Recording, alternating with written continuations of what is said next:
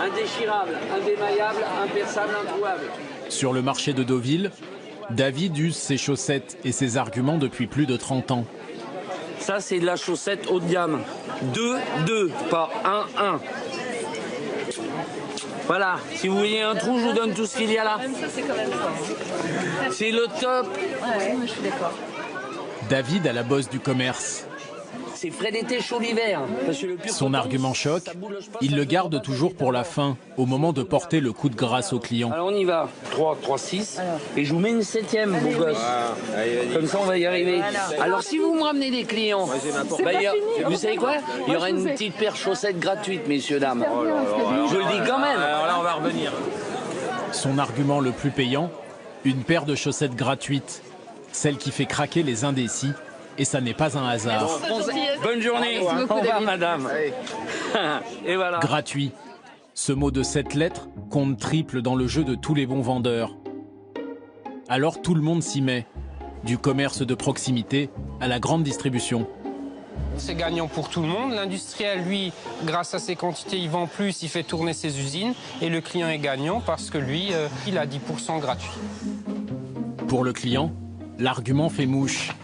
Même si une question cruciale se pose, le gratuit est-il toujours la garantie d'une bonne affaire? Le fait que ce soit gratuit, ça attire l'œil. Et ça permet de profiter de promotions, oui. Mais ça m'arrive quand même souvent d'acheter des choses dont je n'ai pas besoin parce que c'est gratuit. Des pratiques commerciales pas toujours évidentes à décrypter, surtout depuis que la gratuité a envahi nos vies grâce à Internet. C'est la troisième plus grosse révolution. Il y a eu l'écriture, l'imprimerie et maintenant il y a le numérique connecté. Envoyer sa photo de mariée en Chine, partager ses souvenirs de vacances ou téléphoner à sa sœur à l'autre bout du monde sans dépenser le moindre centime. De véritables empires de la gratuité se sont construits sous le soleil de Californie, avec à la clé des fortunes colossales. Comment les milliardaires du gratuit ont-ils réussi ce tour de passe-passe gagnant? Rien n'est jamais gratuit, où il y a des dons, il y a des choses, mais c'est simplement on a déplacé le paiement ailleurs. Pour comprendre les lois et les dangers de ces procédés, nous avons enquêté dans les coulisses d'un des business les plus lucratifs de notre époque, celui du gratuit. Il y a un slogan qui dit si c'est gratuit, c'est que c'est vous le produit. Le gratuit nous a envahis à grande vitesse, alors nous nous sommes posé une question simple. Quand c'est gratuit, qui paye? Bah oui, j'ai la carte, regarde, t'achètes. Un supermarché en banlieue parisienne. C'est là qu'Aïda fait ses courses, chaque semaine, avec son fils Adrien. Pour égayer la corvée, ils ont mis au point ensemble un petit jeu, la traque de la bonne affaire. Je regarde aussi de quoi j'ai besoin quand même, mais tant qu'à faire sur les mêmes types de produits, s'il y a une promotion, j'aime autant prendre la promotion. Dans la valse des étiquettes de promotion, l'une d'entre elles tient le haut du panier. T'as vu, il y en a 3 gratuites. Le produit totalement gratuit. Ça, si on fait un repas quotidien. En termes de gratuité, Aïda en connaît un rayon. Elle est passée experte en la matière et n'est pas dupe face à ces promotions alléchantes. On achète des choses qu'on n'aurait pas achetées s'il n'y avait pas eu la promotion. Mais ces offres gratuites sont-elles réellement plus avantageuses qu'une promotion classique? Au moment de passer en caisse, Aïda se livre à un rapide calcul. Pour un produit à 10 €, si on vous en offre un pour 2 achetés, ça vous fait, au lieu de payer 30 € les 3, vous en payez que 20. Ça fait 6,66 l'article. Lorsqu'on vous offre le deuxième à moins 70, vous payez du coup 13 € les 2 au lieu de 20. Et ça vous fait 6,50 pièces.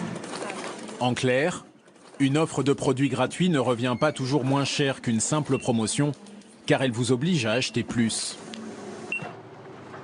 J'aime bien les 2 achetés, le 3e offert. J'aime bien. J'ai tendance à prendre un peu plus, mais tant pis parce que j'en ai un offert. Par contre, dernièrement, j'ai regardé le prix à l'unité. Effectivement, je me trouvais que ça coûtait beaucoup plus cher d'acheter un lot de 2 que 2 séparément. Donc là, j'ai fait hyper attention et c'était sur des biscuits. Et depuis, je regarde systématiquement. Depuis le cadeau bonus de notre enfance, la promesse de gratuit dynamise les ventes. Mais dans la grande distribution, comme dans les petits commerces, ce gratuit est compris dans le prix.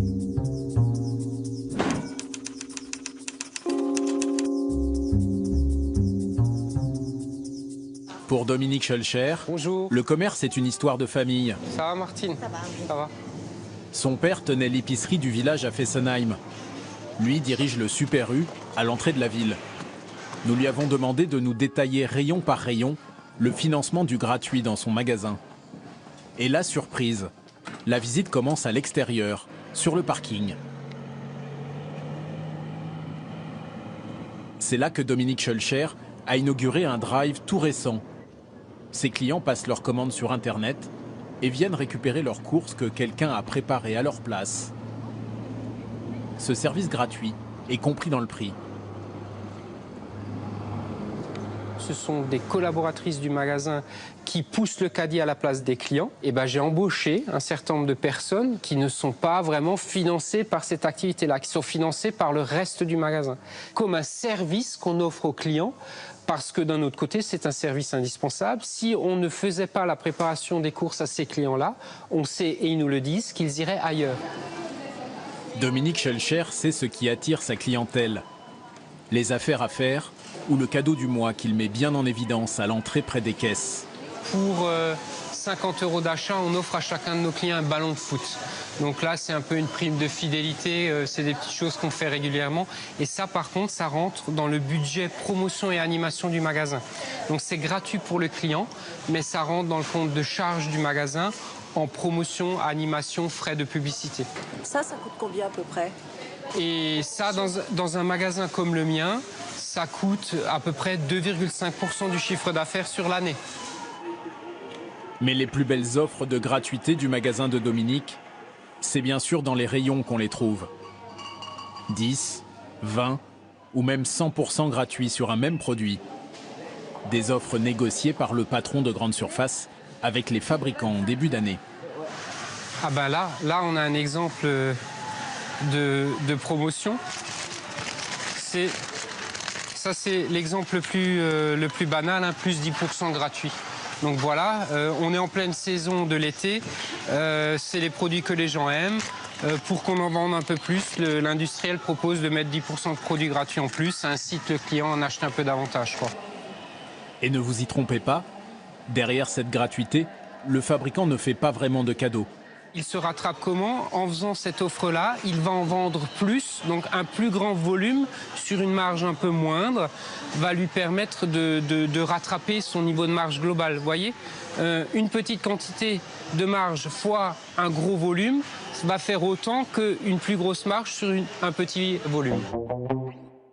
Vendre plus, quitte à vendre moins cher, pour gagner plus. Ça ressemble à un slogan politique. Alors pour être sûr que la promesse soit tenue, le client a intérêt à bien regarder les étiquettes. Grâce à nos étiquettes qui sont assez fournies, il a au final le prix au kilo auquel ça revient. Et donc ils ont les repères qu'il faut sur l'étiquette promotionnelle. Au supermarché, le gratuit est donc calculé d'avance et intégré dans le prix. Mais il arrive que l'argent soit absent de toutes les transactions. C'est le cas par exemple lorsque vous donnez de votre temps pour aider les autres ou contribuer à un projet. C'est le deuxième mode de financement du gratuit, le don. Une démarche devenue monnaie courante sur Internet. Retour à Vitry chez Aïda, elle travaille à domicile et dirige à distance un service d'assistance informatique. Idéal pour vérifier qu'Adrien fait bien ses devoirs en rentrant du collège. Il est en 4e et doit boucler une série d'exercices de physique. Alors, quelle partie 1 ou 2 de la maquette modélise la rétine? S'il lui manque une réponse pour son étude sur la rétine, Adrien file sur Internet. Et le premier site sur lequel il tombe quand il tape sa recherche, c'est Wikipédia. c'est plus pratique. Enfin, en un clic, on peut avoir tout l'exposé qu'on cherche en entier. Et les profs n'interdisent pas de le consulter? Bah non, on a cherché, on a réécrit tout ce qui était marqué. On va sur plusieurs sites. Par exemple, sur Wikipédia, on n'est pas obligé d'y aller. On peut aller sur plusieurs sites et essayer de faire un mix des deux pour voir quelles informations sont les plus importantes et tout ça. Adrien fait partie des 500 millions de personnes qui utilisent Wikipédia chaque mois dans le monde. Comment ce site peut-il proposer une telle offre gratuitement? D'abord en trouvant des locaux, comme ce jour-là en plein Paris. Les Archives nationales ont prêté gracieusement 2 salles pour réunir pendant 3 jours des volontaires qui vont créer les fameux articles.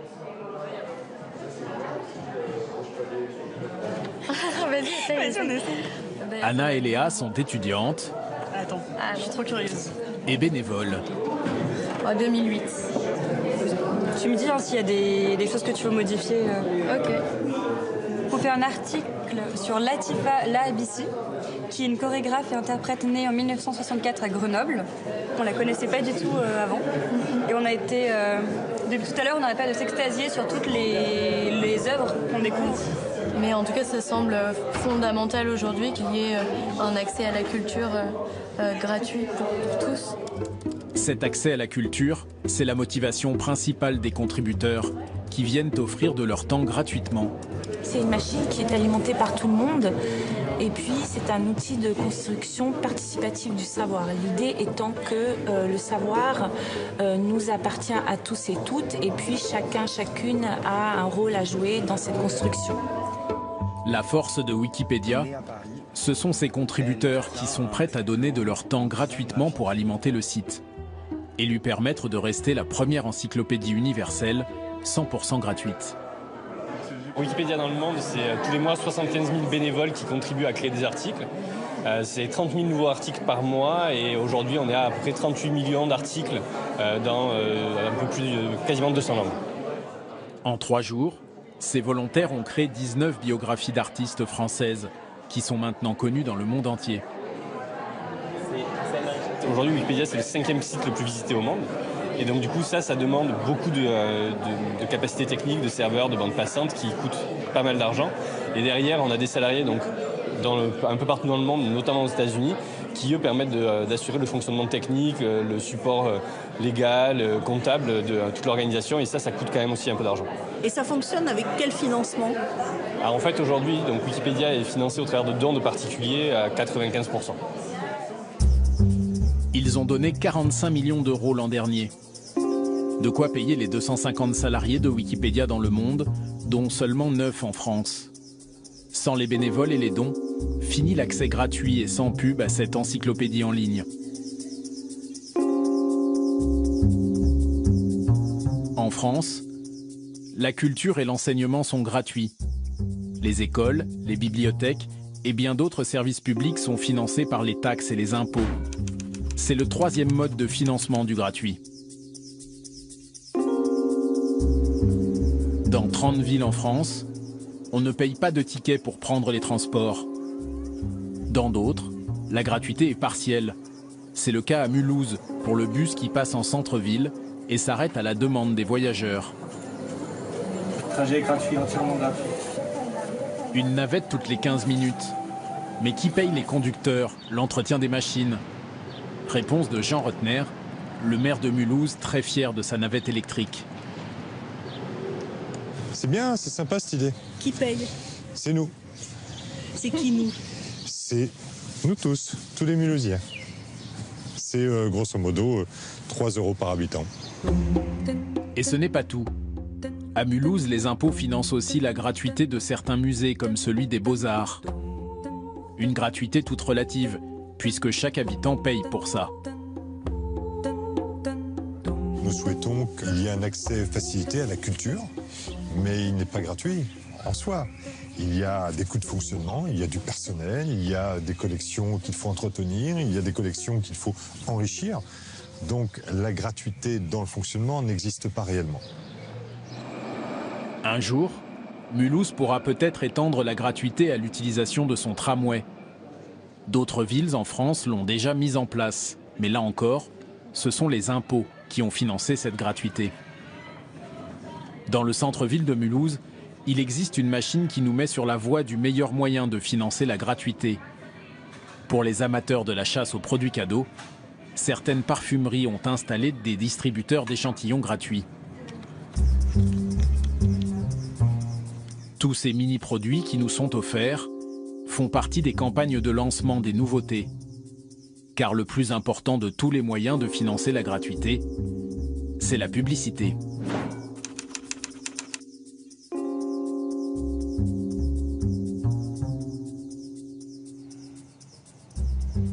C'est elle qui a financé l'arrivée des quotidiens gratuits, il y a 14 ans.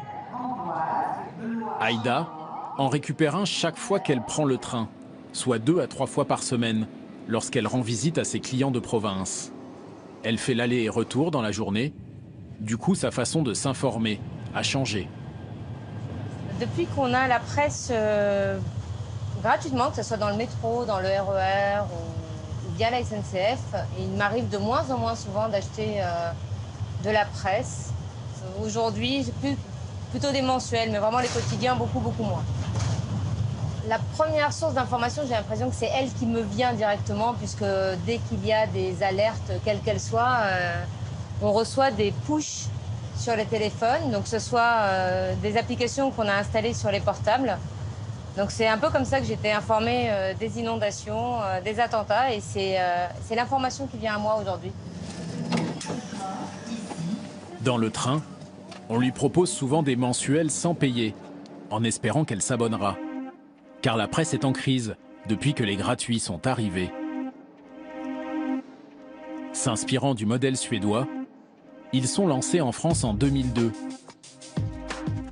Ils proposent des articles courts que le public des grandes villes peut lire dans les transports. Le président de 20 minutes a vécu de l'intérieur cette révolution de papier. On sait que 20 minutes, c'est le 20h du matin. Ça délivre chaque matin une information à un nombre équivalent à un journal télévisé, le soir. Donc la lecture commence à peu près vers 7h le matin.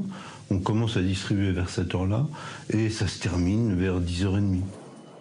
La question de fond était de toucher des bonnes personnes, en l'occurrence les jeunes actifs urbains, au bon endroit, là où ils passent, et à la bonne heure, là où ils vont avoir le temps de lire. Sans passer par les kiosques et les réseaux traditionnels de distribution, les gratuits vont chercher le lecteur là où il se trouve. Et c'est encore plus efficace si l'on vous tend le journal. Bonjour.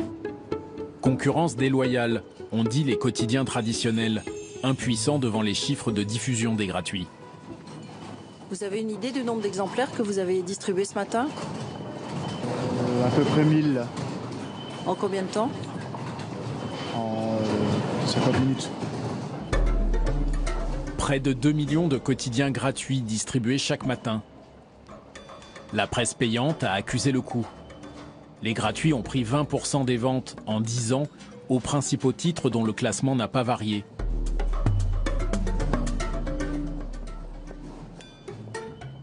Mais il a fallu batailler ferme pour conserver les budgets publicitaires.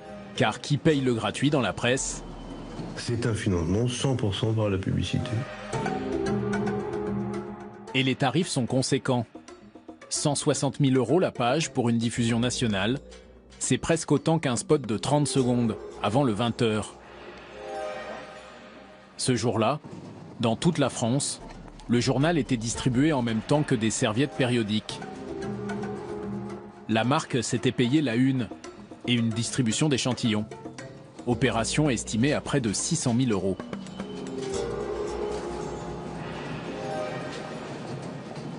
Derrière le concept de 20 minutes, il n'y avait pas que le prix, il y avait également toute la qualité.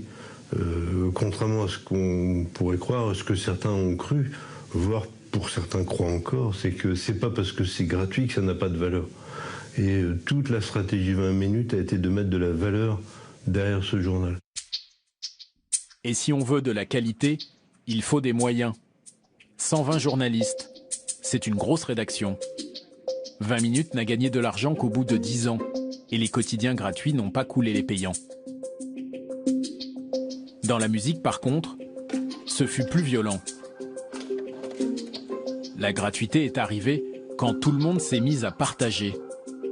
Non pas via des copies de cassettes comme autrefois, pas plus qu'en s'échangeant des CD, mais quand les chansons ont été enregistrées sous la forme de fichiers numériques. Elles ont été partagées gratuitement et par millions dans le monde entier. Surfant sur ce nouveau mode de consommation, Spotify, le site suédois, et Deezer, le français, ont bouleversé nos habitudes.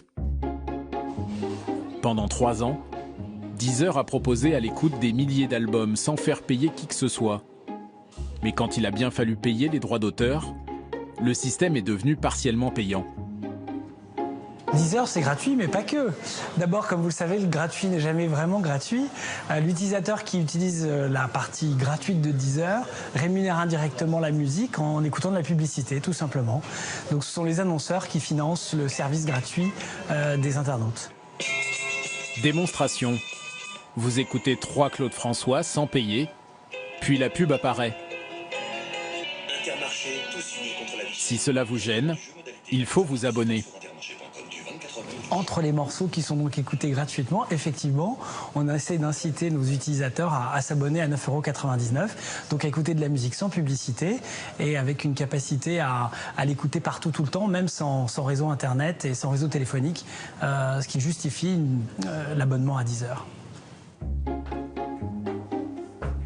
Cela fait près de 10 ans qu'Aïda a cessé d'acheter des disques. Depuis le jour où on lui a proposé d'écouter de la musique différemment.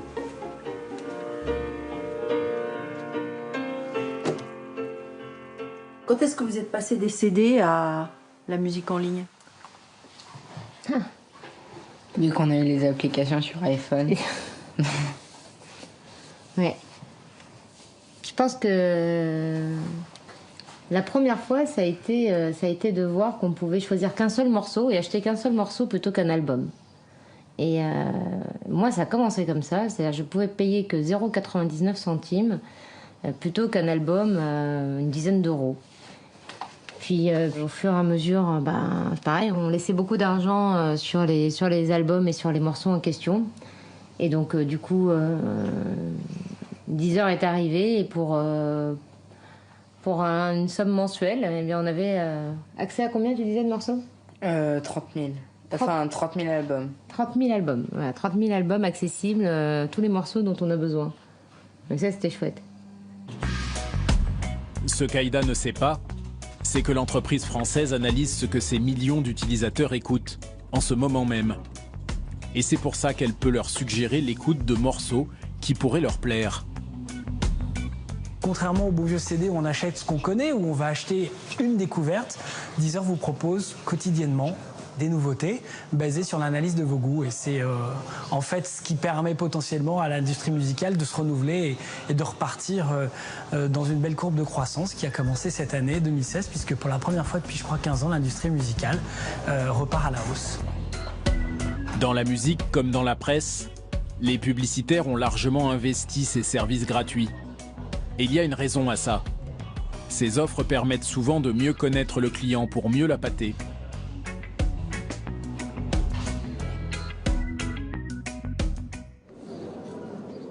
C'est devenu une obsession pour toutes les grandes enseignes. Pour atteindre cet objectif, la grande distribution a inventé les cartes de fidélité. Et comme elles sont gratuites, elles ont envahi nos portefeuilles. Depuis, les usines de fabrication tournent à plein régime. 55 000 cartes de fidélité sortent chaque jour de cette imprimerie, la plus importante de France. Parmi ses clients principaux, un vendeur d'articles de sport bien connu. Cette année, il va distribuer 1 million de cartes comme celle-ci à ses clients fidèles. Et ce qui est important de souligner, c'est une fois que le client a sa carte de fidélité, il n'est plus obligé de la représenter, on peut le retrouver, nous, informatiquement. Donc à chaque Pour Philippe, l'un des managers du magasin des Halles à Paris, le placement des cartes de fidélité est une préoccupation quotidienne. L'autre chose importante, c'est aussi qu'il bénéficie des ventes privées. 2 semaines avant les soldes, il bénéficie des remises grâce à sa carte de fidélité. Les consignes données au personnel sont claires. La distribution des cartes de fidélité est une priorité, surtout quand il s'agit de nouveaux clients. Bonjour. Ok, ça marche. Merci. Aïda n'a pas encore ses habitudes au magasin Gosport des Halles. Mais elle est de passage aujourd'hui, car elle cherche de quoi s'équiper pour pratiquer son sport favori, la course à pied.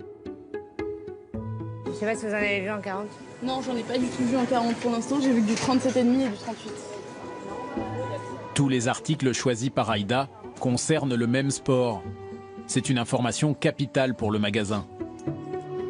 Au moment du passage en caisse, on va proposer à Aïda de l'enregistrer en échange d'un service gratuit. Bonjour. Merci beaucoup. Vous avez la carte Gosport? Non. Est-ce que je peux vous l'offrir? Elle est gratuite. Cette carte, c'est grâce à elle que le magasin va établir le profil d'Aïda. En contrepartie, des offres et des promotions sur ses sports favoris vont lui être proposées. Elle permet d'avoir les promotions que j'ai vues là? Alors, en fait, c'est une carte qui va vous permettre de cumuler des points pour avoir des réductions. 1 euro vaut 1 point et au bout de 150 points, vous allez recevoir un bon d'achat de 5 euros. Est-ce qu'on l'a fait? Elle est gratuite? Tout à fait, oui. C'est très rapide. Alors, il va me falloir juste votre nom, s'il vous plaît.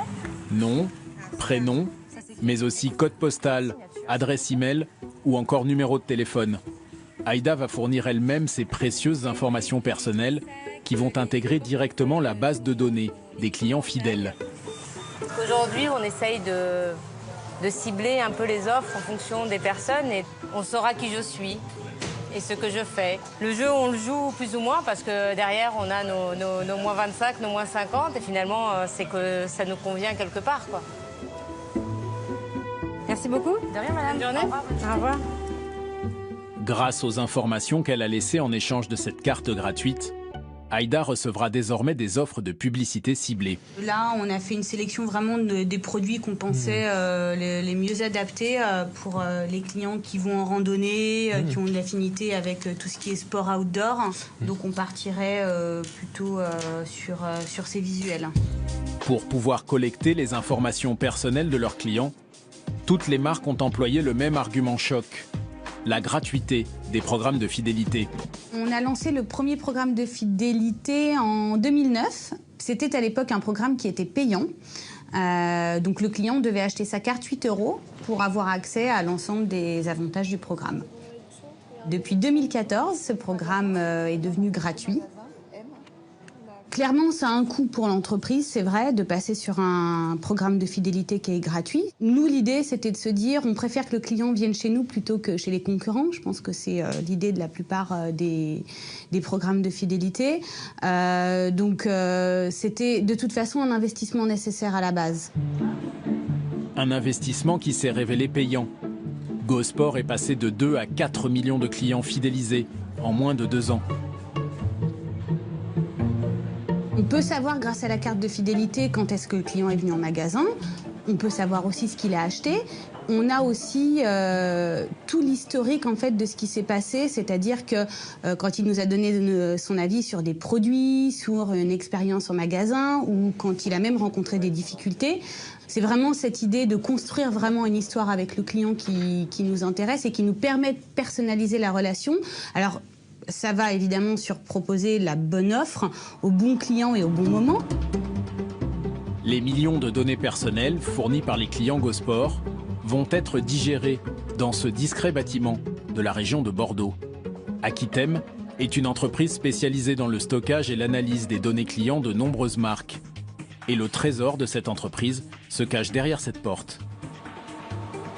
Quand un client va dans un magasin, quand il présente sa carte de fidélité, en fait, il y a quelque chose qui arrive ici et qui va renvoyer son nom, son adresse, s'il a une promo en cours, etc.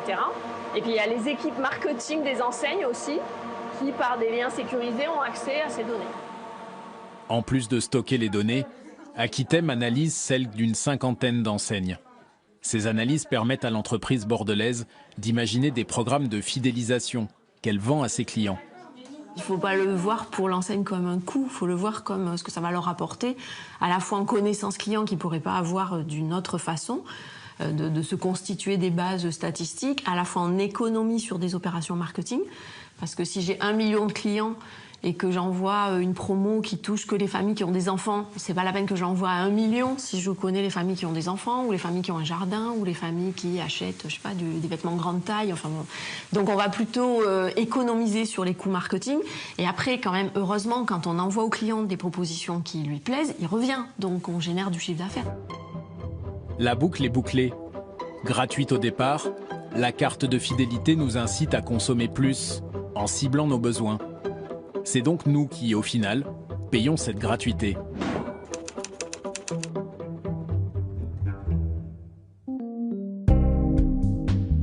Sous le soleil de Californie, des géants ont repris ce système et l'ont perfectionné au point d'engranger des fortunes colossales. Ils ont inventé la commercialisation des informations personnelles que vous leur offrez gratuitement. Une révolution pour des annonceurs prêts à payer très cher pour mieux vous connaître. Résultat, 60 milliards d'euros pour Google l'an dernier. Son moteur de recherche gratuit répond à 2000 milliards de requêtes par an. Plus de 90% des Européens s'en servent quand ils cherchent une information, sans même avoir conscience que c'est gratuit. Aujourd'hui, Google, c'est à mon chevet à n'importe quel moment, puisqu'il répond à toutes les questions auxquelles je ne sais pas répondre. Même lorsque je retrouve un médicament et je ne sais plus à quoi ça sert, je tape sur Google. Lorsque j'ai besoin de savoir avec qui je vais discuter aujourd'hui, eh bien, je tape son nom sur Google et j'ai à peu près quelques informations. Donc, le premier site gratuit, ça a été un moteur de recherche. Ensuite, ça a été une banque en ligne, donc où j'avais besoin d'avoir Internet pour pouvoir y accéder.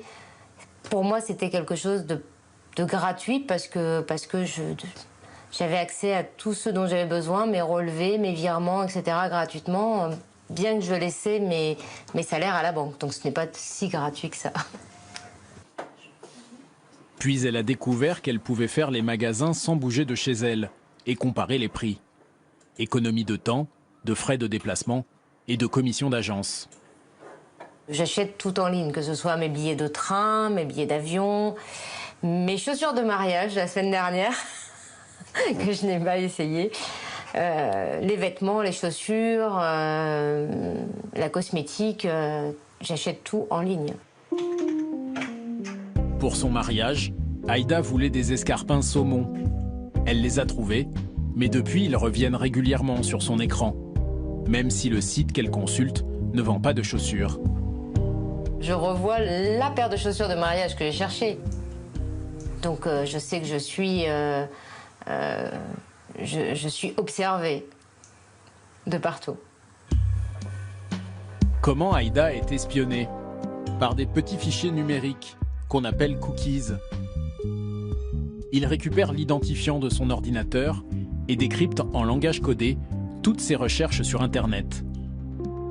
Pour comprendre à quoi servent ces petits mouchards, nous sommes allés sur le site de la préfecture de police. On vous explique qu'un cookie peut permettre de reconnaître un internaute, de stocker son panier d'achat et de lui adresser de la publicité ciblée. Tout ce que vous consultez sur votre ordinateur donne des renseignements sur vous qui se monnaient. Nous voici chez le plus grand des négociants de publicité en ligne, Criteo, en plein Paris. Ici, les vendeurs n'ont pas de carnet de commandes, mais des ordinateurs portables. Normal, ils vendent du clic. Ils savent à la seconde près qui cherche quoi et sur quel site. Alors, je voulais faire un petit point sur ton client. On en est où ? Donc là, on a lancé une nouvelle campagne pour ce client et on est assez content des performances puisqu'on a réussi à délivrer des meilleures performances et de meilleurs volumes que ce qu'on attendait. Criteo, c'est une entreprise française de technologie qui a été créée en 2005 par 3 fondateurs ingénieurs. Et aujourd'hui, on est une entreprise mondiale présente dans plus de 30 pays avec donc plus de 10 000 clients et un chiffre d'affaires aux alentours d'1,2 milliard d'euros. Les géants du commerce mondial ont tous adopté le système Criteo. On a inventé ce concept de reciblage publicitaire personnalisé. À savoir, vous allez sur un site internet pour voir un produit et 97% des gens, ça a été notre constat à l'époque quand on a créé ce modèle, partent du site sans acheter. Alors pour les inciter à dépenser, on fait réapparaître sur leur écran la photo de ce qu'ils ont cherché. Exemple, vous consultez sur un site de voyage le prix des chambres à Tokyo. Et bien quand vous cherchez les prévisions du temps à Paris sur la chaîne météo, vous retrouvez les photos des chambres à Tokyo que vous aviez regardées, mais pas réservées. Et donc ce genre de procédé, on le fait plusieurs milliards de fois par seconde dans le monde entier. Elle est là, l'invention de Criteo. C'est pour cela qu'Aïda continue de voir des chaussures saumon dès qu'elle se promène sur Internet. Criteo ne sera payée que si elle finit par acheter. Le système est tellement intrusif que des petits malins ont inventé la parade, l'arme anti-pub. Autant dire, le cauchemar de Criteo. Il y a aujourd'hui ce qu'on appelle des adblockers, qui sont des logiciels qui permettent de bloquer la publicité. Toute la limite en fait, de l'utilisation de ces logiciels, c'est que si vous bloquez la publicité, vous tuez le contenu. C'est-à-dire qu'on ne peut pas rémunérer les journalistes qui créent les contenus en ligne, on ne peut pas rémunérer les développeurs, les ingénieurs qui créent les sites, et tout s'écroule. Donc, ou alors, il faudrait que l'internaute soit prêt à payer de sa poche pour le contenu qu'il utilise. Mais auquel cas, ça devient compliqué parce que ça veut dire que les gros sites à gros trafic vont prendre la majorité de la valeur, donc ça va être des Facebook, ça va être des Google, mais que des petits sites finalement qui, pour autant, ont un contenu de qualité, mais peu d'audience, vont finalement disparaître. C'est un espèce d'équilibre qui doit s'opérer.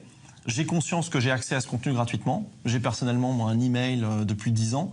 Ça fait 10 ans que mes emails sont stockés, que mes photos sont stockées, que mes vidéos sont stockées, que je ne paye rien. Il y a bien quelqu'un qui paye. Et finalement, c'est moi indirectement qui paye avec la publicité qu'on me propose quand je vais regarder mes emails sur ce site. Criteo ne traite que les codes qui correspondent à nos recherches. Leur analyse finance la gratuité. Selon une étude récente, ce que nous faisons gratuitement aujourd'hui sur Internet nous coûterait 175 € par an et par personne s'il fallait le payer. Aïda a quelques ruses pour ne plus recevoir de publicité. De temps en temps, je supprime l'ensemble de l'historique, l'ensemble des cookies, pour éviter qu'on me rappelle à chaque fois les chaussures. Je sais que c'est stocké quelque part et qu'en effaçant l'ensemble de mon historique, je vais perdre un peu de ces publicités ciblées. C'est ça la rançon du gratuit? C'est un prix à payer. Je sais que l'information coûte, quelle qu'elle soit. Je sais les data centers qu'il y a derrière. Je sais que tout est enregistré. Je sais que ma carte bleue elle-même me permet de savoir ce que j'ai fait, à quel moment je l'ai fait, etc. Donc, parce que je suis quelqu'un qui n'a rien à cacher, j'accepte. Mais je sais que tout le danger que c'est d'être une cible bien définie et bien identifiée. Pour nous cibler, Facebook fait encore plus fort. La firme de Californie a fait fortune en nous proposant rien de plus que nous connecter à nos amis. Mais pour cela, il faut créer une page. Nous l'avons fait sous un faux nom, avec une date de naissance bidon.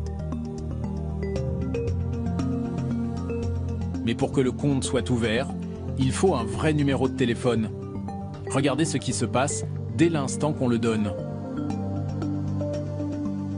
Sans que nous répondions à aucune question, le site sait déjà que nous sommes à Mulhouse. Grâce au téléphone et à la connexion Wi-Fi, il nous a localisés à la seconde et nous propose du coup des publicités sur l'Alsace. Facebook n'espionne rien. Il stocke les informations que nous publions et nous conseille même de surveiller qui a accès à nos données. Facebook, c'est un peu comme un café du commerce où l'on raconte sa vie à des inconnus. La différence, c'est que tout ce que vous écrivez est enregistré. Jusqu'à 300 informations sur chacun de nous. C'est ce que ces deux chercheurs ont évalué. Et ça vous fait peur ? Quand on y réfléchit, oui. Enfin, je veux dire, il y a une quasi-disparition finalement de ce qu'on appelait la vie privée derrière cette divulgation, cette exploitation de données qui sont extrêmement sensibles. Sachant que 28 millions de Français racontent leur vie chaque jour sur Facebook, il est très facile de regarder ce qu'ils aiment pour leur proposer des publicités adaptées à leur goût. Le géant américain commercialise vos likes.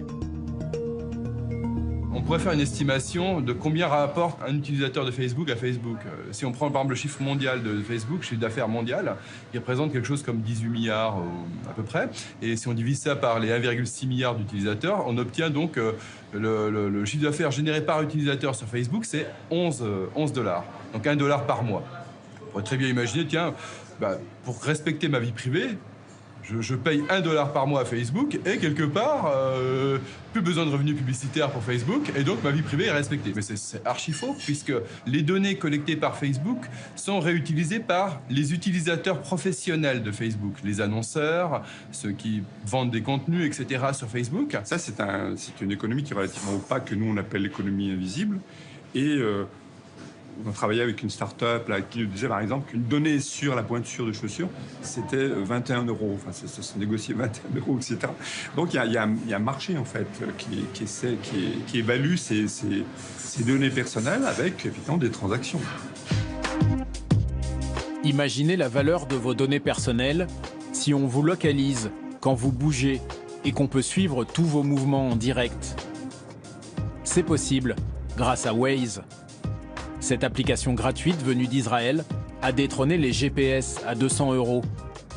Elle ne coûte rien, car les informations qu'elle donne sur les embouteillages ou les contrôles, ce sont les 200 millions d'utilisateurs qui les fournissent.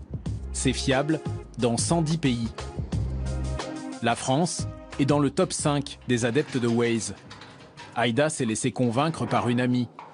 Comme l'application est gratuite, elle a pu la tester avant de l'adopter. Alors, où est-ce qu'on va? Où est-ce qu'on va? Ivry. Vous utilisez souvent cette application? C'est indispensable. C'est quoi? C'est du temps gagné? C'est surtout d'avoir l'esprit, de ne pas être concentré sur l'itinéraire, puisque je vais écouter ce qu'il va me dire et je vais le suivre. C'est moins de stress surtout. On y va. On est dans 6 minutes. À chaque voyage, Aïda améliore le service puisqu'elle signale tout ce qu'elle rencontre d'anormal sur le chemin. Une route barrée, des travaux, des radars. Elle indique aussi le prix du litre d'essence quand elle fait le plein. Dans 800 mètres, au rond-point, prenez la 3e sortie. Je pense être contente d'apporter ma pierre à cet édifice-là parce que j'en bénéficie vraiment au quotidien. Ça serait bien qu'il y ait une communauté de gens qui libèrent les places et qui disent que la place est libre. Une petite application gratuite. En attendant de retrouver les places libres sur Waze, l'application finance sa gratuité en proposant des publicités locales, proches de l'endroit où vous venez de vous garer. Les concessionnaires auto ont été les premiers séduits, les assureurs aussi. Alliance promet une réduction de 30% sur votre prime si vous conduisez prudemment. Comment sauront-ils que vous êtes prudent? Grâce à Waze, qui enregistre en temps réel votre vitesse, vos freinages et vos accélérations. Aïda n'avait pas imaginé qu'on puisse analyser sa conduite via ce logiciel. Ah non, je savais pas qu'Alliance pouvait récupérer les données de Waze, quoi. C'est fou. Ah, ça, on le sait pas. On le sait pas et effectivement, vu que ce sont des assureurs, c'est intéressant. Je trouve ça très intéressant. Moi, j'imagine qu'il y a d'autres choses qui sont surveillées sur mon téléphone et qu'il n'y a pas que mon GPS. Waze permet de suivre à la trace les clients que nous sommes. Cet outil manquait au géant californien. Google l'a racheté 1,3 milliard. Le gratuit a fait flamber l'économie. Pour ne pas rater les nouvelles évolutions, les grandes enseignes ont besoin de conseils en stratégie. C'est ce que l'on fait ici. Et pour ces chasseurs de tendances, Waze est le système de financement le plus évolué de la gratuité. Rien n'est jamais gratuit. Où il y a des dons, où il y a des choses, mais c'est simplement on a déplacé le paiement ailleurs. L'exemple de Waze est intéressant. Tous les gens vous disent c'est gratuit. Non, c'est pas gratuit. Mais pour l'utilisateur, oui, c'est gratuit, puisque c'est lui l'objet connecté. Donc on l'a rendu actif, et en le rendant actif, qu'est-ce qu'il fait? Il améliore la cartographie, Et qu'est-ce qu'ils vont vendre, Waze? Ils vont vendre toute la publicité de proximité, locale, localisée, c'est-à-dire les pompes à essence, vous avez besoin d'essence, ça va être les hôtels, ça va être les restaurants, ça va être éventuellement des magasins de mode, etc. C'est là qu'ils vont trouver leurs revenus. Et si je vous géolocalise correctement, et si je sais que vous achetez tel produit, tel produit, tel produit, tel produit, en vous emmenant, peut-être qu'en passant devant ces boutiques ou en rentrant dans le magasin, comme je suis connecté, je vais dire, bah, attendez, telle boutique vous fait telle promotion, si vous arrivez, vous avez tel prix, vous avez telle chose, etc. Vous voyez, et je fais toutes les corrélations. Donc pour vous, vous dites, bah, moi c'est gratuit, mais le business, en fait, le modèle économique de Waze, il n'est pas gratuit. Le gratuit a créé du lien, une dépendance aussi. Bénéficier d'un tas de services sans payer est une habitude dont Aïda ne pourra plus se passer. La gratuité fait partie de notre mode de consommation. Cette facilité que l'on a aujourd'hui de comparer des voyages, des produits, je pense que c'est rentré dans notre façon de réfléchir et de consommer. Le gratuit a tracé les lignes d'une nouvelle économie. En consommant de chez nous, nous acceptons les nouvelles règles en ligne et condamnons sans le savoir des secteurs entiers d'activité. Par exemple, les agences de voyage, vous avez un peu de mal à aller réserver maintenant votre billet d'avion ou de train dans une agence, ce qui était le cas il y a encore quelques années. Vous allez avoir des agences après qui sont très spécialisées, donc les gens se reconstruisent, se renouvellent, mais vous avez plein de métiers, plein de choses qui bougent. Mais par contre, vous avez plein de nouveaux métiers. Donc le problématique, c'est à la vitesse des destructions de jobs et la création de jobs. Est-ce que là, il y a un trou ou il n'y en a pas? C'est ça le sujet. Le gratuit fera disparaître environ 3 millions d'emplois. Mais on estime qu'il en créera tout autant. Ceux qui vont résister à ce tsunami numérique, c'est qui? Ceux qui vont l'adopter. Vous savez, moi je viens de Bretagne, on a des grosses vagues. Alors vous pouvez choisir, vous restez debout face à la vague et vous les prenez en plein et puis au bout d'un moment vous tombez. Ou alors vous choisissez la bonne, vous surfez, vous prenez un plaisir infini. Face à ce raz-de-marée du gratuit, notre enquête se termine par une question non résolue. Le vrai gratuit, sans condition, existe-t-il vraiment? Nous avons cherché et nous avons fini par trouver. Il a fallu retourner à Mulhouse, où la gratuité s'affiche décidément à chaque coin de rue, ou presque. Ici, on a inventé le commerce sans monnaie. La boutique où l'on peut prendre ce que l'on veut, sans payer. Inspiré d'un modèle allemand, voici le magasin pour rien. L'instigatrice de ce miracle, c'est elle, Mireille, 64 ans. Elle a créé il y a 7 ans ce lieu d'échange où rien ne se perd et tout revit. On a fait ce concept parce que tout le monde a du superflu chez soi. Et que quand ils en ont marre, ils le jettent et ils le mettent dans une déchetterie. Et les déchetteries sont pleines de choses qui peuvent encore avoir une deuxième vie. Puis quand il y a un décès dans une famille ou un truc comme ça, alors ils ne veulent pas les affaires des parents et tout ça, alors ils nous les amènent. Et comme la précarité, entre guillemets, elle augmente, et puis qu'il y a énormément de gens qui ont besoin, c'est pour ça qu'on a ouvert ce concept. Ça me tenait à cœur, voilà. Le principe est simple. Toute personne, quels que soient ses revenus, peut venir ici prendre 1 à 3 objets par semaine. C'est le cas de Zora. Cette mère de famille nombreuse vient tous les 15 jours. Quand j'ai besoin d'un truc que j'ai en tête, je regarde s'il n'y est pas, il n'y est pas. Je regarde, mais des fois, je peux tomber sur quelque chose que je n'ai pas pensé, puis que je me dis, oh, bah, tiens, c'est chouette, une petite décoration. Il y a toujours quelque chose. Quand j'ai des choses, par exemple, que j'utilise pas moi-même chez moi, j'en mets. C'est-à-dire que c'est un échange qu'on fait. C'est bien, moi, je trouve. Donc vous tenez la caisse? On tient la caisse, oui, mais il n'y a jamais rien dedans, je ne comprends pas.